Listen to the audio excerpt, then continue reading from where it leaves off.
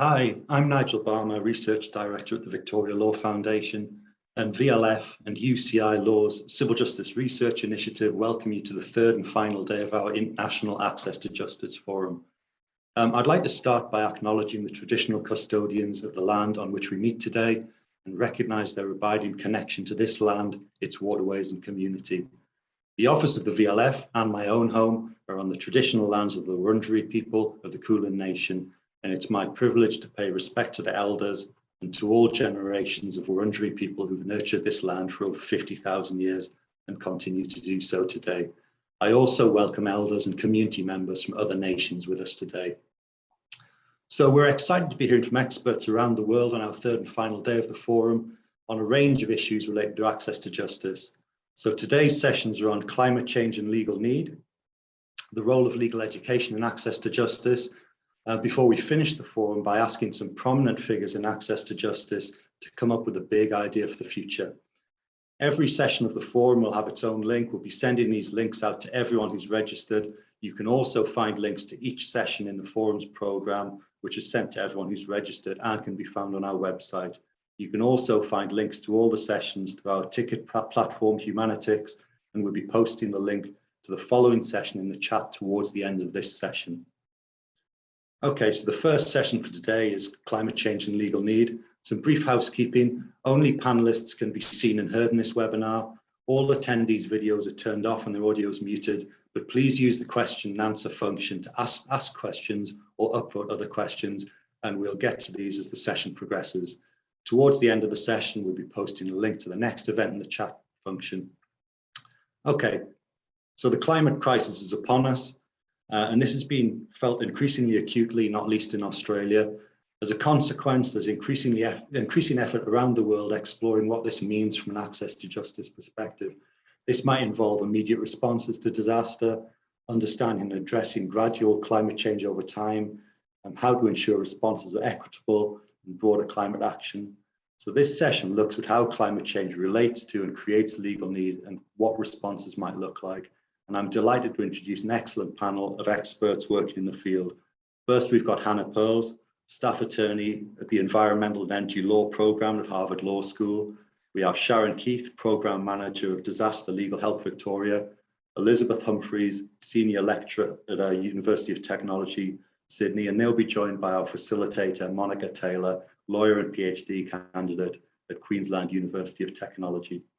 And at this point, I'll hand straight over to Monica. Thank you very much, Nigel, and very good morning or afternoon to everybody joining us, whichever side of our beautiful planet you may be dialing in from. It's an absolute honour and a privilege to be facilitating this discussion this morning, and I'd really like to thank the Victoria Law Foundation and the other organisers for putting on what has been a really terrific forum. From Brisbane in Queensland, I join you from the unceded sovereign lands of the Turrbal and Yagara peoples, and I pay my respects to their elders past and present.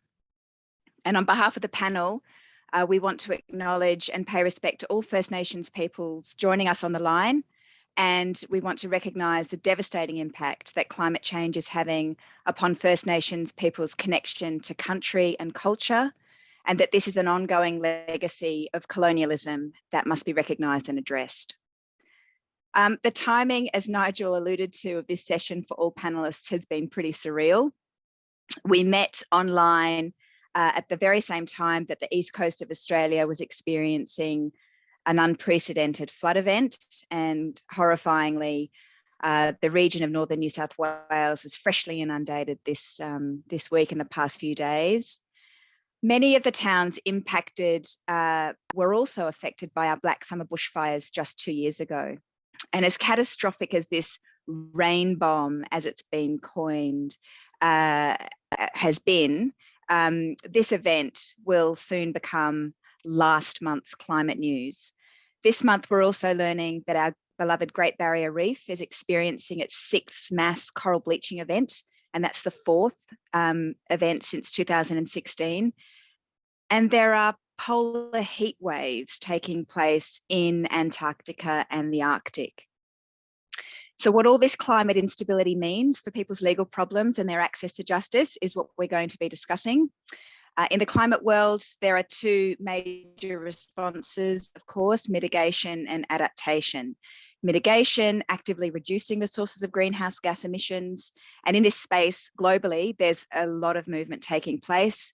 There's a tremendous amount of climate litigation on foot that's seeking to prevent new coal, oil, and gas projects, and obviously to protect nature, either using traditional common law principles or statutory causes of action, often human rights in jurisdictions where that's possible.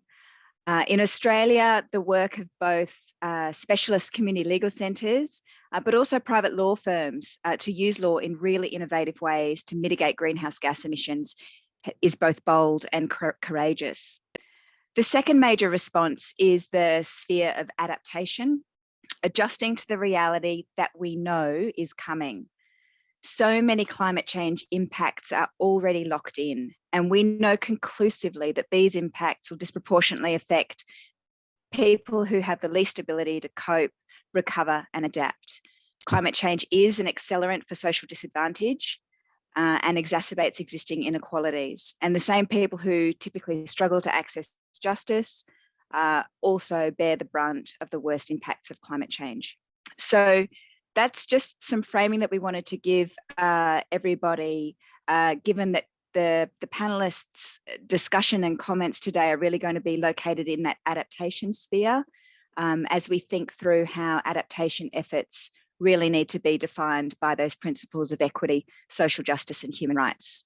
And we also note that none of us, no panelists claim to have any answers, but do bring really important perspectives to this topic, which is so huge and vast, and we can't possibly attempt to cover everything in just the hour.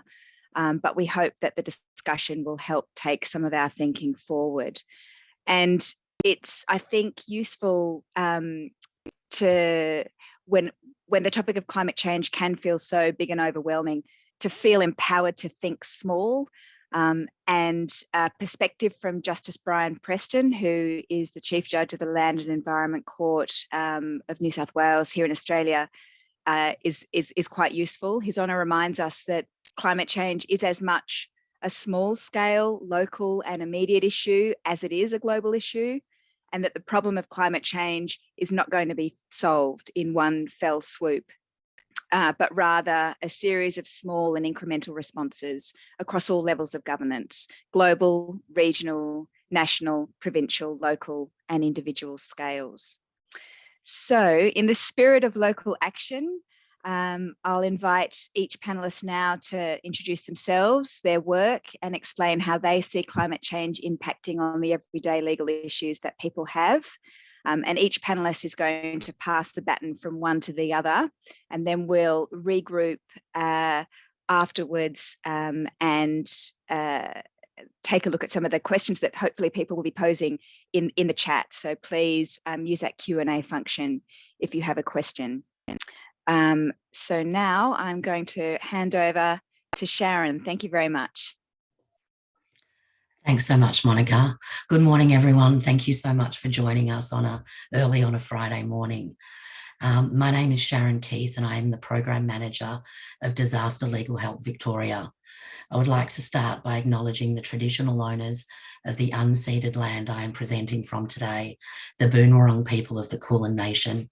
I pay my respects to their elders past and present, and any First Nations people joining today. My presentation today is framed around disaster response work, with the understanding that it is inescapably linked to climate change. Disaster Legal Help Victoria is a cross-sector partnership between the Law Institute of Victoria, Victorian Aboriginal Legal Service, Justice Connect, the Victorian Bar, Victoria Legal Aid, and the Federation of Community Legal Centres. Our work is underpinned by the principles of deep preparation, a locally led, client-centred approach to service that leverages volunteer support and integrates with other services whenever possible. It was originally formed to provide free legal support for those affected by the excuse me, for those affected by the February 2009 Victorian bushfires. We bring together the diverse skills and resources of the community, institutional, and private parts of the legal sector to help reduce and respond to the widespread and complex legal needs that are present in the aftermath of disasters. The work of Disaster Legal Help Victoria is twofold. Firstly, we provide free legal advice, assistance, and referrals to Victorians affected by a disaster. If a disaster occurs, local lawyers will attend recovery hubs to provide legal information and assistance, as well as providing remote assistance if personal attendance is prohibited, as we've recently experienced throughout the pandemic. We've responded to disasters ranging from major bushfires, floods, urban apartment building fires, and lockdowns during the pandemic. Legal need following disasters varies according to the nature and scale of the disaster and the communities impacted. Insurance-related problems are a recurrent area of significant legal need, but it is our experience that need also frequently occurs in a range of areas such as property law, tenancy, consumer credit and debt, and rebuilding housing, right through to family violence and parenting arrangements. Disaster Legal Help online resources provides information on these common legal issues people experience in the aftermath of disasters, ranging from managing debt to personal injury entitlements and replacing lost or destroyed documents. New areas of law are also emerging that traditionally is not within the purview of community legal assistance. The bushfire response work of Gippsland Community Legal Centre lawyers has identified increasing needs in areas of planning and environmental law that is particularly relevant when rebuilding after disaster. Our second area of work is that focused on adaptation approaches to disaster. To support this work, we have established a community of practice that will provide opportunity for information sharing, knowledge building, and most importantly, be driven by the needs and experiences of both clients, frontline lawyers, and support staff that are best placed to identify emerging and unmet needs. This work has two limbs. The first is capacity building within the legal sector. Climate change and disasters has led to new and emerging areas of law that the legal assistance sector needs to develop knowledge and expertise in. New legal needs are created as people grapple with limitations in insurance payouts, complex planning laws, and their rights and obligations in rebuilding in areas with increasing disaster risks. We are providing training in both established and emerging areas of law that will facilitate an upskilling of lawyers delivering service in local communities. Training will also include trauma-informed practice and skills in triage of legal issues, alongside improving understanding of vicarious trauma common in this type of work. Utilising the knowledge of community lawyers and the pro bono contributions of barristers and private firms, we will contribute to the creation of a workforce that has the skills and expertise required to not just provide support post-disaster, but also to work with other services and communities to build community-driven resilience and capability to reduce the impacts of any future extreme weather event. The second limb is community legal education. Through culturally sensitive and targeted community education and outreach, we aim to improve communities' general knowledge about risk and improve preparation. We will create education modules that can be used to improve access to justice for remote, vulnerable, and often disadvantaged communities. This will contribute to improved resilience and preparedness of communities, both before and after disaster occurs. An example of this was provided in feedback from a small Gippsland town where a community education session on insurance for bushfires was delivered. Participants were prompted to take out insurance, review their policies, check for exclusions, limitations, and loopholes, as well as ensure that all important documents are stored together somewhere safe and on the cloud. So who do we help? It is broadly understood that communities and individuals with particular vulnerabilities and entrenched disadvantage have reduced capacity to adapt and recover from disaster. People from low socioeconomic groups, the elderly, and First Nation communities are at higher risk of negative impacts of disaster. They cannot afford expensive preparedness measures or the cost of insurance. They have little or no savings, increasing their vulnerability to economic losses in disasters. They will often live in housing that is poorly built or public housing without amenities such as air conditioning. They are marginalised and lack connection within communities, so are less able to engage in adaptation. Their contributions and voices often go unheard. Disaster and extreme weather events also create new vulnerabilities in communities.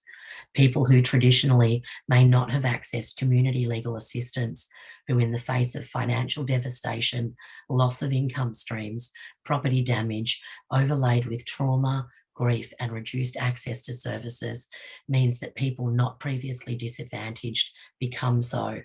Many people have to access social security supports for the first time, and navigation of these systems can be complex, particularly when trauma impacted. These people often live in remote regions where access to health services, including mental health support, is limited even before the impacts of disaster. Consequent delays in access to support services merely compounds this trauma they are experiencing.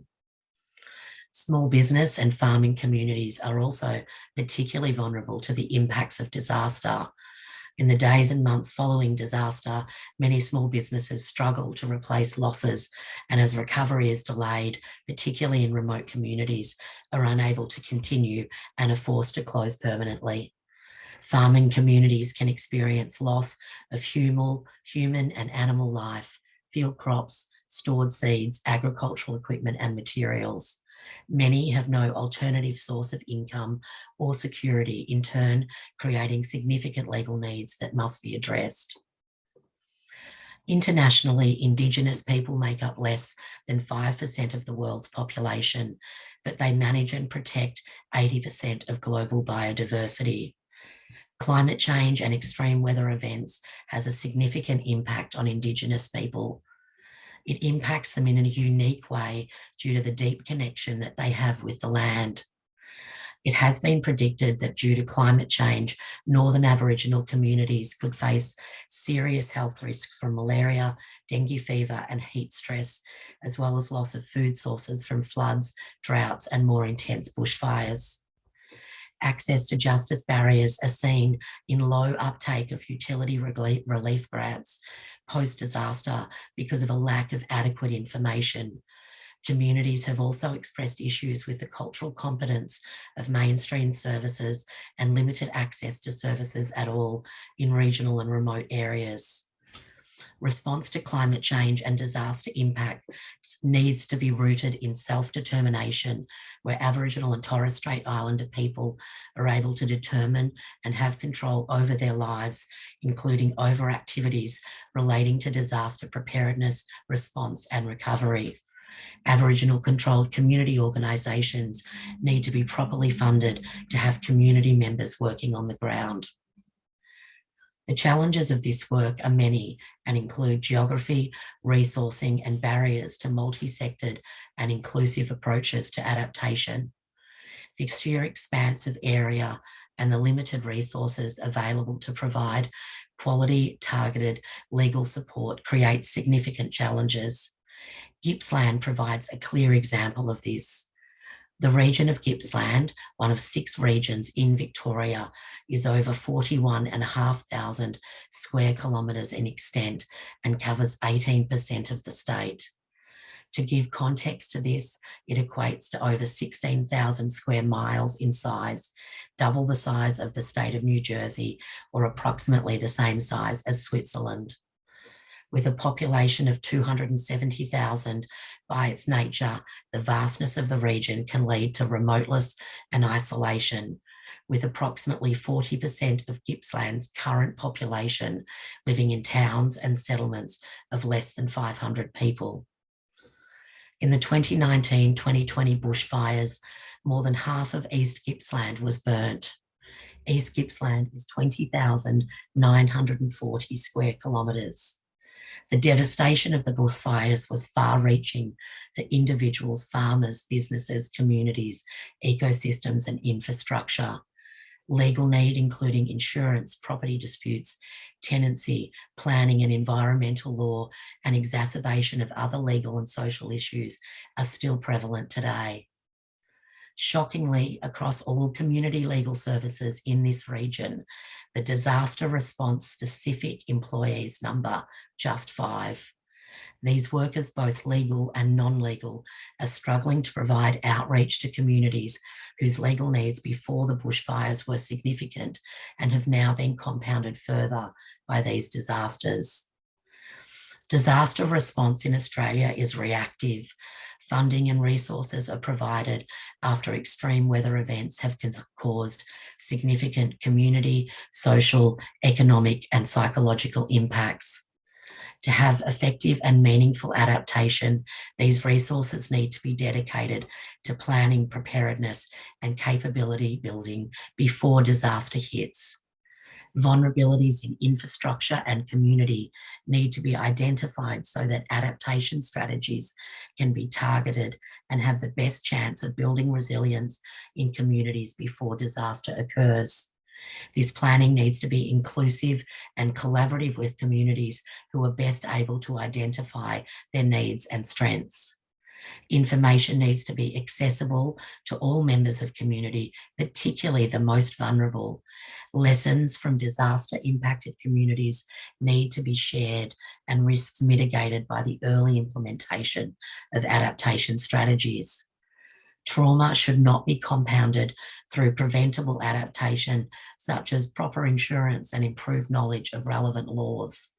Communities need to be informed of the risks they are facing and of ways to address these.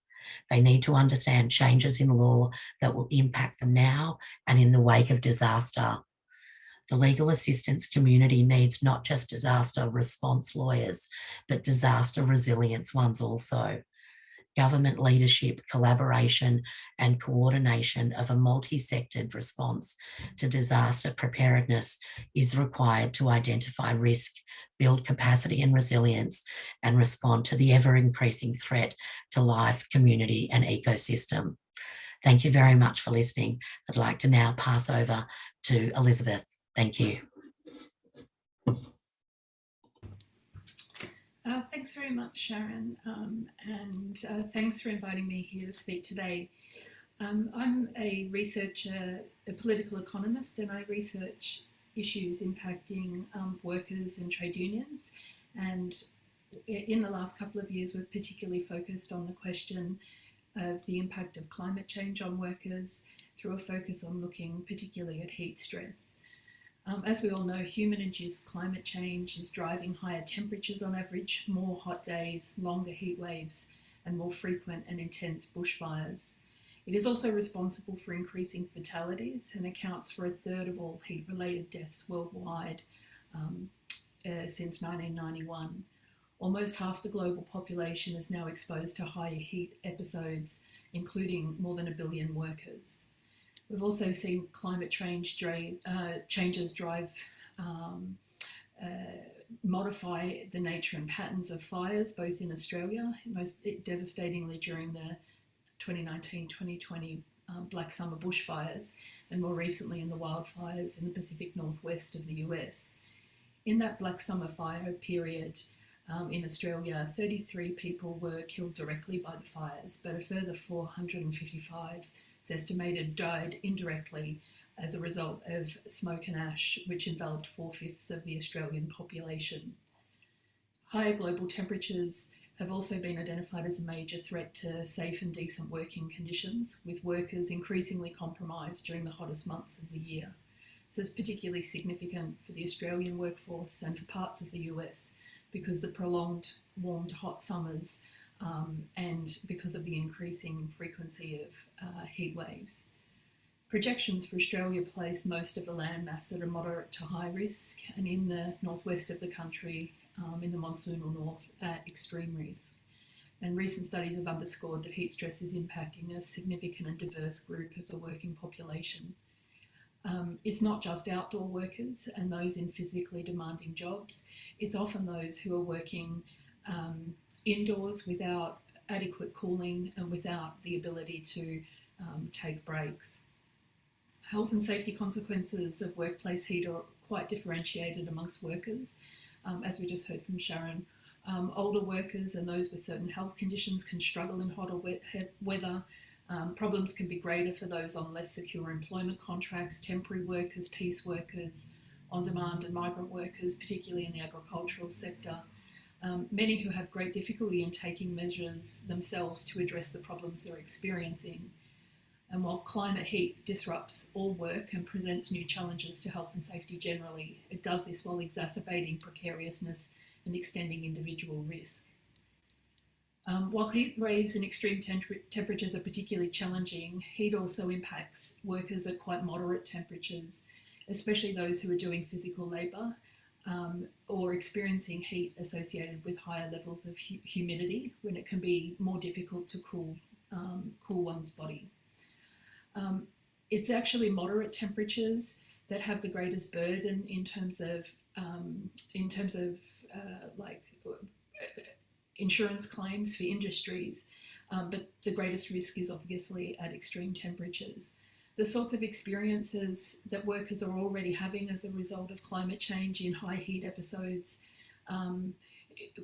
with heat stress include rashes, dehydration, nausea, fatigue, irritability, reduced concentration, slower reaction times, and then of course at the more serious end we're talking heat stroke, heart failure, miscarriage and death.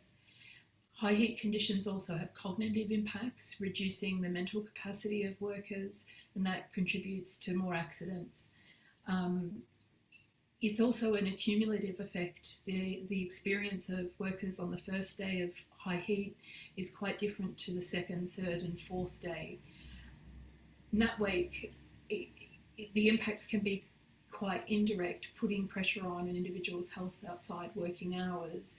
High heat, as we all know, impacts sleep quality and effects compound over several days, making it hard to work safely and making it hard to drive to and from work.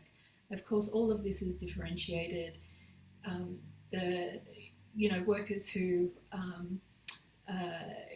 Workers in lower paid jobs often have to drive much further to and from work, often have split shifts and work schedules that make it difficult to get good sleep in the summers.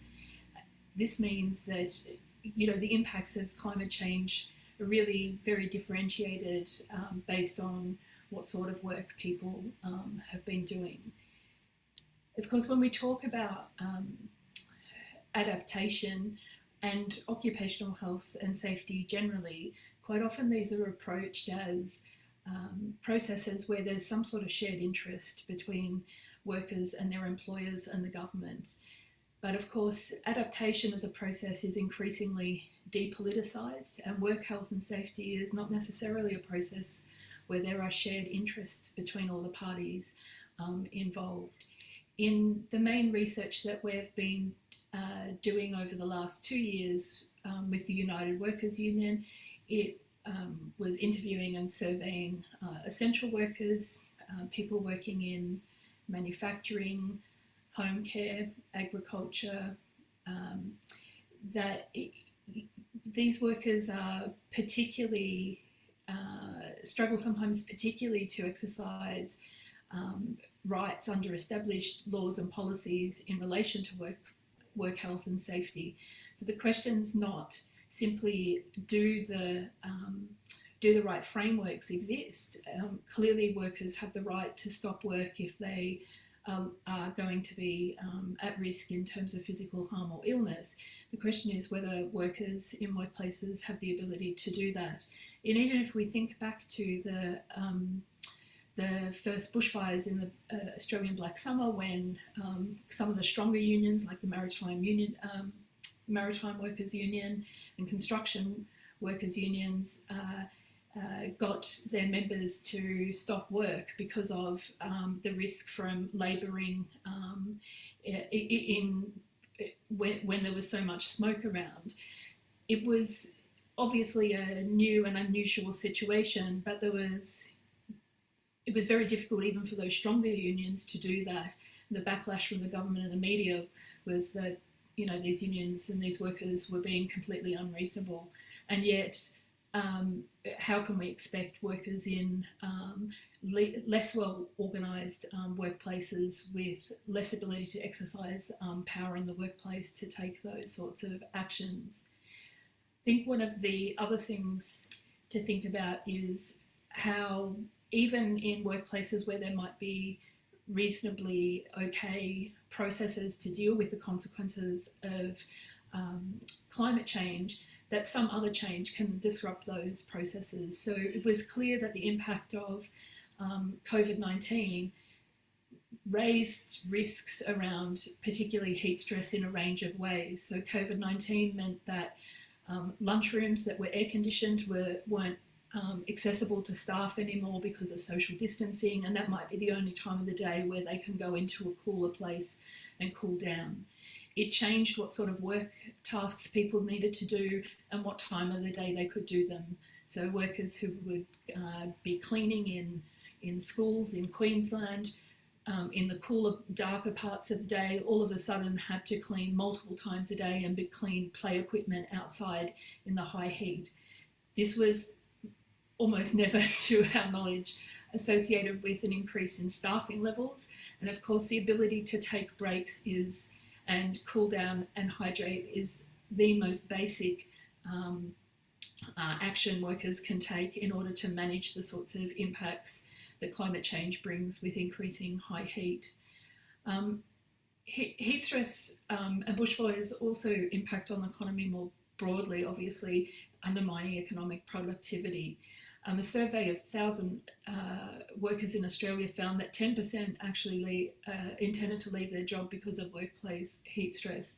I think one of the most profoundly humbling things was reading the survey responses of essential workers during the COVID outbreak, none of whom were suggesting they didn't want to wear PPE, but that the sorts of conditions that people work in, cleaners in meat processing factories in full plastic PPE with wearing balaclavas, unable to take breaks to rehydrate. These are extremely difficult circumstances in terms of going to work each day. And so you can see how a percentage of workers would feel they have no other option except to leave their job. Heat stress is not just a matter of ambient temperature or individual physiology, but it's really related to a whole range of other factors. What sort of heat stress management policies, awareness, knowledge of employers and workers, opportunities to acclimatise to heat, information and training, workplace facilities, amenities and practices. Whilst it's true that all those factors do and will continue to have an impact on heat management in Australian workplaces as climate change impacts deepen, we really must be attentive to the social and political economic factors involved. The production of heat, adaptation to growing heat, and the development of regulatory processes for managing the risks and impacts of climate change are contested and embedded in social relations of power. Large multi-country research projects have continually demonstrated how the relative historical and current strength of the labour movement determines the adequacy of workplace health and safety frameworks. This is particularly pertinent in Australia and the US where, particularly in Australia where there's perhaps relatively strong labour laws in place, but the size and the strength of trade union movement has declined since the 1980s, and the agency of workers and the level of organisation shapes the experiences of high heat. Workers with greater agency and power can insist on mitigation such as better PPE, more scheduled breaks, or an increase in staffing so they can slow down and rest. And some unions, like the construction union, have secured temperature cut-offs through enterprise bargaining because of their relative strength and size. But this is not the case. This is not the case for many unions and many workers. So although we know in line with international medical advice that all countries, local communities and institutions should adopt local plans, and that this planning can prevent excess deaths from high heat and many injuries, the question is, can we actually get to a place where these sorts of plans are developed that look after workers throughout the workforce, particularly for those who are more at risk and more vulnerable. As climate change continues to drive longer, hotter and more frequent heat waves, some trade unions have started to turn their attention to the issue of heat stress. And this is an important step, I think, in bridging the perceived gap between working conditions and the impacts of a warming world. While regulatory and enforcement changes are urgently needed, it's also important to acknowledge that these changes will only alleviate part of the burden that high heat is placing on millions of workers. Workplace and societal adaptation to climate change is not a politically neutral question, but one embedded in employment relations that are always and already exploitative. Understanding the social political determinants of effective responses to workplace heat is absolutely crucial. And thanks very much. And now I'll hand over to our next speaker. Thanks so much, Elizabeth, and thank you, Sharon. I think it's great to share this space with you, and also just thank you for the work that you do. My name is Hannah Pearls. My pronouns are she, her. I am a staff attorney with the Environmental and Energy Law Program, or EELP, at Harvard Law School here in Cambridge, Massachusetts. So good evening from the US. EELP is a legal research center, so we work to identify opportunities where we can leverage legal analysis to advance a just transition to a low carbon future, to protect public health, and in my case, to look for ways that we can promote equity in disaster preparedness and response in the United States. I think importantly, we don't work directly with clients.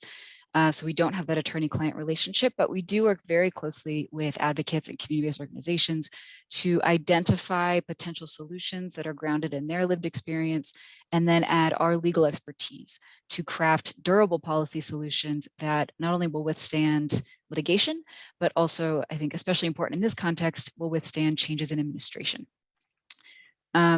I think also important for this conversation, I bring a human rights lens to my work. Before I became a lawyer, I worked for 4 years in El Salvador in Central America with a fantastic organization called Cristosal, which was one of the first organizations in the country to develop a comprehensive humanitarian and legal assistance program to help families that were internally displaced by gang and social violence.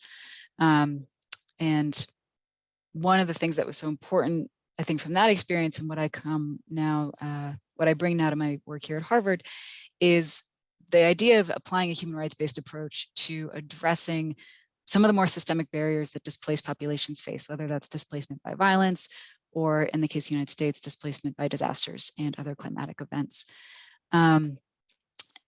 Just to give you what I mean by a human rights-based approach, it's very similar to a lot of the equity approaches that Sharon and Elizabeth were discussing. But just the idea that we're really trying to uphold and affirm the rights of the displaced, especially children, especially members of vulnerable communities. In El Salvador, this was the LGBTQ+ community in particular, and then demand through advocacy, litigation, other legal tools that the government affirmatively fulfill its duty to respect those rights. And so it's less a question of immediate humanitarian assistance, but how do we address some of these root causes that lead to communities being vulnerable through the affirmation of rights and the upholding of government responsibilities. Returning back to the US and disaster work, I think Sharon and Elizabeth did a fantastic job of capturing a lot of the unique legal needs that people face when they're displaced after disaster. Those are very similar to the legal needs that we see here in the United States in terms of housing issues, family law, domestic violence, insurance, utility shutoffs, wage theft issues, housing subsidy renewals, foreclosure prevention. These are all part of the mix. But one thing I think that I really wanted to highlight today is because of the highly technocratic, bureaucratic, complex design of our federal disaster system, which I don't think is unique, many survivors require legal assistance just to apply for federal aid and assistance, and often then to appeal denials of those applications or recoupment claims by the Federal Emergency Management Agency, FEMA, which is our primary disaster agency. And these recoupment claims basically say that a recipient of aid has misused those funds in some way and now has to pay them back. The other thing I wanted to flag is that, again, as Sharon and Elizabeth covered, disasters have the effect of exacerbating pre-existing inequities. And that is certainly true in the US. And what we now know is that even aside from the impacts of the disaster itself, the effect of FEMA assistance, of federal government assistance, often also exacerbates inequities, even after accounting for the impacts of the disaster. So what this means is any zip code, right? The more money a zip code receives from the federal government in response to a disaster, the more wealth inequality increases in that area. And that is particularly true along lines of race, education, and home ownership. And one of the luxuries of working in an academic space is a lot of my job is to try and zoom out and identify some of the structural or root causes for why policies have that disparate impact. And so I just wanted to, in this sort of introductory space, talk about 3 fundamental design features of the US federal disaster system that lead to these disparate outcomes. And then I promise to get to the hopeful part where we talk about some of the ways that we might start to try and undo those features.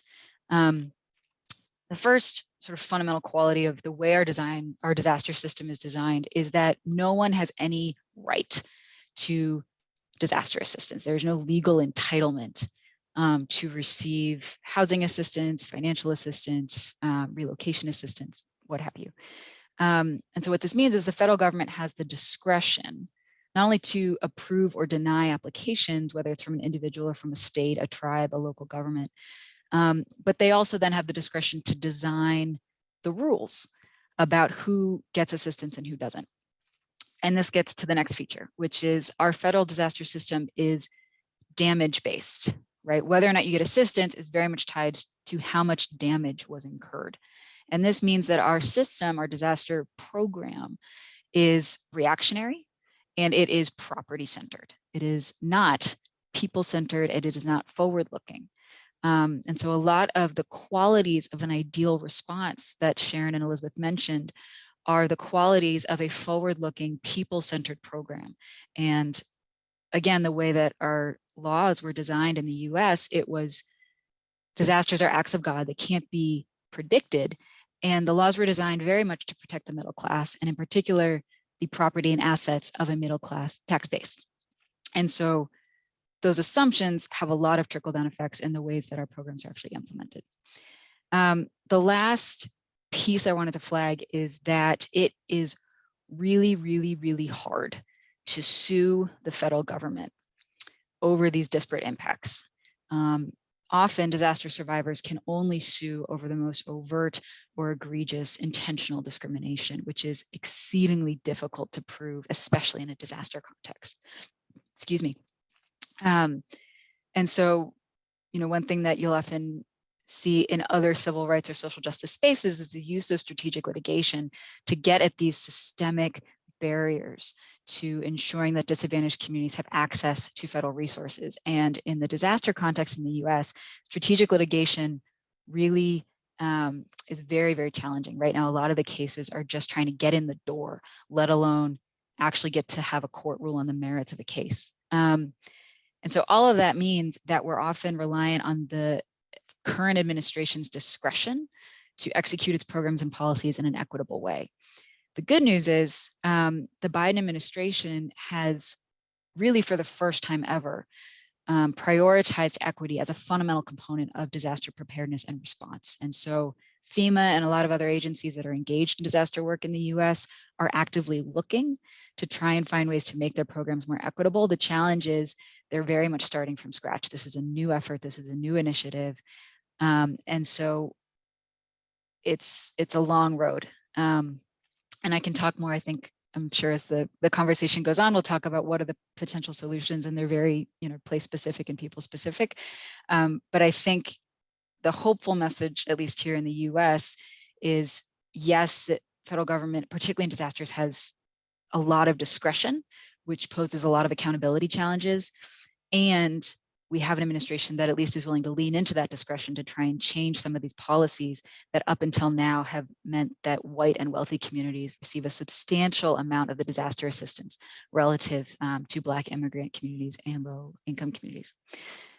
So with that, I think I'll just hand it off to Monica and we can get to the questions. Thank you so much, Hannah. That was really insightful and a bit of a warning call, I suppose, on one level about that's the benefit of these forums, is that we can hear stories from all corners of the globe about how disaster work is really being implemented and driven.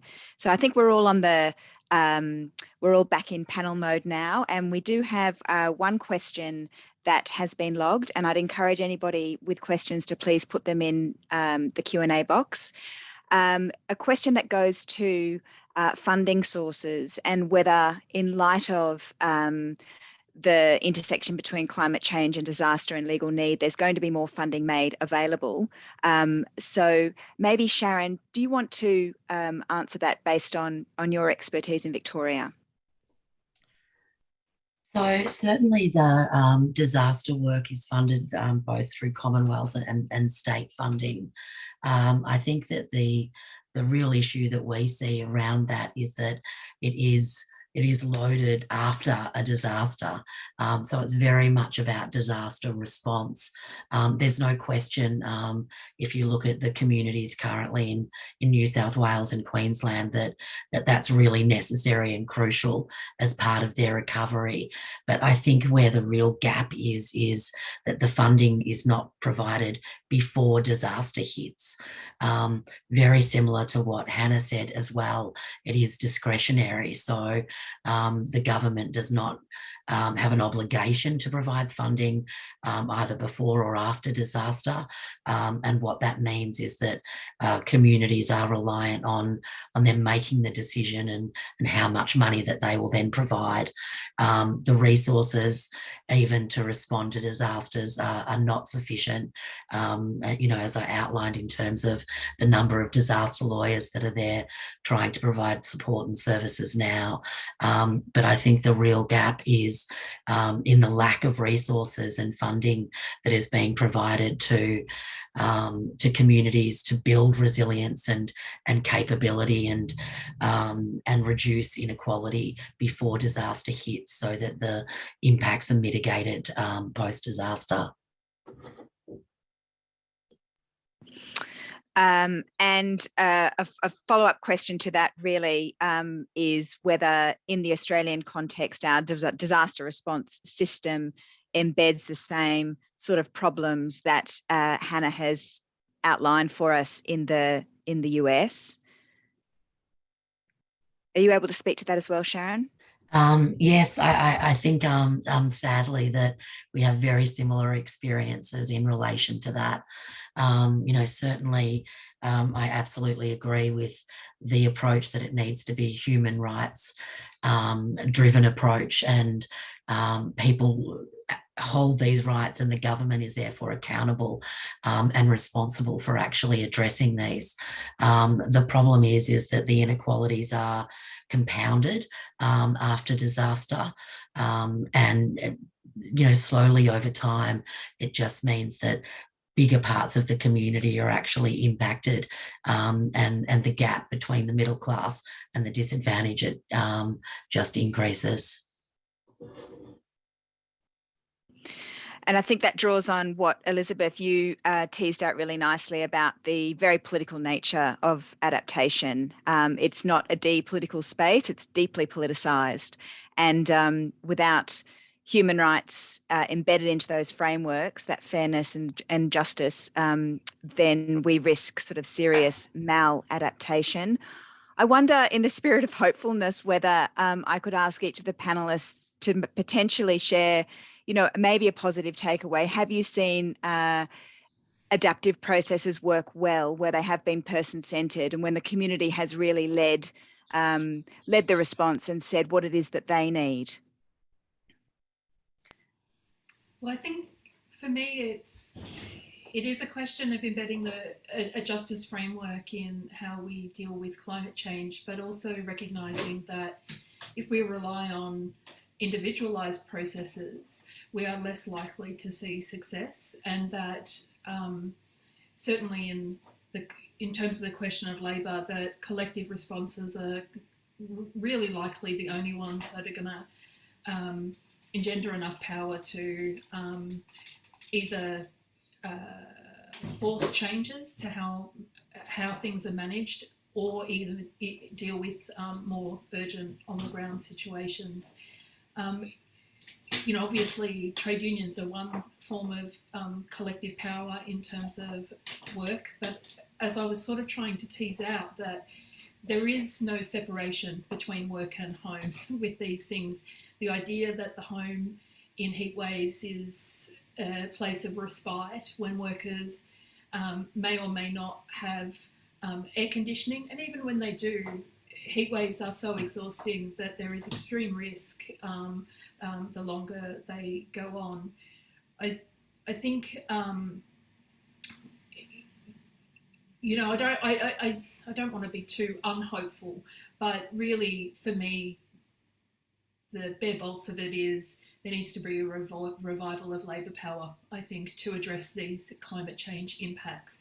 I think the good news is that it is actually essential workers, both nurses who were on strike in New South Wales yesterday and will take further strike action over deteriorating conditions during the COVID pandemic that have impacted the health sector more generally, but also, some of the workers we surveyed, people working in laundries and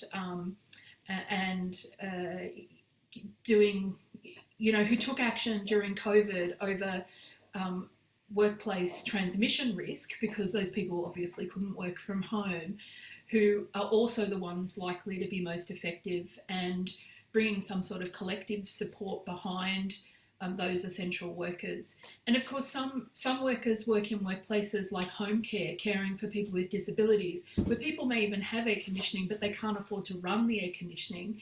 It's not simply a case of refusing to work. Those workers feel enormous stress and do not want to not work, because it means that somebody may not be able to get a shower for several days, or help with being fed. These are real difficult policy conundrums, and they can only be solved collectively. If that individual home care worker can't solve that problem, either for their client or for themselves, in terms of having to labour in extreme temperatures inside, helping someone shower, with the sort of, wearing a mask with the sort of humidity you have showering somebody. These are really thorny questions. So for me, it's a collective response. Hannah? I can throw out a project comes to mind, and I can throw a link into the chat afterwards. And I think it's emblematic of some of the community-based structures that often signify a productive, justice-oriented, community-centered and driven response. And the one that comes to mind, I'm not involved with this project, so I don't know the full details of it, but I encourage folks to check it out, is the Enlace del Caño project, which is based in Puerto Rico, and it is a collaborative that is seeking to dredge essentially a main waterway, a main area through Puerto Rico that has been filled since Hurricane Maria and Irma in 2017. And it is a community land trust. There's a lot of interesting and novel and collective legal structures that are being used to push this forward. And so I would just encourage folks to check it out. I'll throw a link in the chat.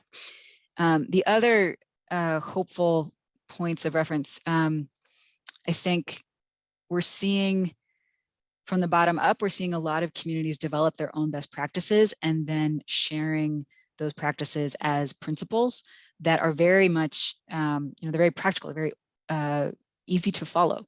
It's a lot harder when you want to implement them, because you are fighting against a lot of these structural challenges that have been put in place through systemic racism, capitalism, sexism, classism. Those are all very much present. But I think when you have these clear steps on how to do a process that is consistent with a justice-oriented approach, it becomes easier. So that was a long-winded way of saying, there are a lot of community-centered best practices, and I'll throw another one up in the link. The one I'm thinking of is from Texas Housers, which is a nonprofit organization. It's based in Austin, Texas. And in response to Hurricane Harvey in 2017, they came up with a list of 7 justice or disaster equity principles, just recovery principles. And there's a lot in there about the responsible use of labor, about making sure that people are able to access housing in a neighborhood that is free of contamination. It's very, very clear. So I'll throw that in there as well, with the caveat that I think these should not be applied across the board. Each community, each part, at least of the United States, is very distinct. And so we have these broader principles, and I always refer to the guiding principles on internal displacement, which is sort of the international best practices that we can look to around how to respond to situations of displacement, and certainly disaster displacement is one of them. And then I think of these principles like the Hausers principles as sort of in-place applications of that, and we should look to communities to declare what those practices look like. And the last hopeful piece I will say is, as I mentioned before, our federal government is certainly coming from behind in addressing this issue, and they've already taken a few steps in the right direction. One is that they've started to request the voluntary disclosure of race and other demographic data from people who ask for assistance. And you'd think this is really basic, but they don't do that right now. And so just having the data to understand how and why people are excluded from accessing federal assistance. Often it's not someone who's like, I just really want to make sure that Black people don't get assistance. That's not what's going on. It's these value neutral tools like cost benefit analysis, like requiring that we have cost-effective projects that has the impact of excluding communities that don't necessarily have a large asset base, but certainly are worthy of receiving assistance. And so programs like that just seek to get more data, or that provide greater flexibility so that communities that don't necessarily, for example, have clear documentation of who owns a home can nevertheless get assistance to rebuild that home. These are basic things. But if you have the data, then you can actually identify what are the ways that people are being excluded in unintended forms. So that was a lot, and we have 2 minutes left. I'm gonna be quiet. And I'll put those links in the chat. That's terrific. Thank you. Yes, I think we are going to have to draw it to a close and thank all the panelists. But that final point that you made, Hannah, about the importance of data really ties in with other discussions that have been happening over the past few days. If we don't count the legal needs that we see arising specifically from climate change induced disasters, then we're not going to be able to measure it. We're not going to be able to really kind of give this the sort of fulsome attention it deserves. It's certainly not going away. I think Nigel is appearing on the screen, so I'll hand it over to you, Nigel. Thank you. So many thanks to Hannah, Sharon, Elizabeth and Monica for what I think was a really powerful session. I'd like to invite you all to join our next session on legal education and access to justice, which is just getting underway. You can find a link in the chat as well as in the forum program. So many thanks again to our 3 presenters, our facilitator Monica, and to all of you attendees for taking time to join the forum. And I hope to see you in the final 2 sessions. So thank you very much.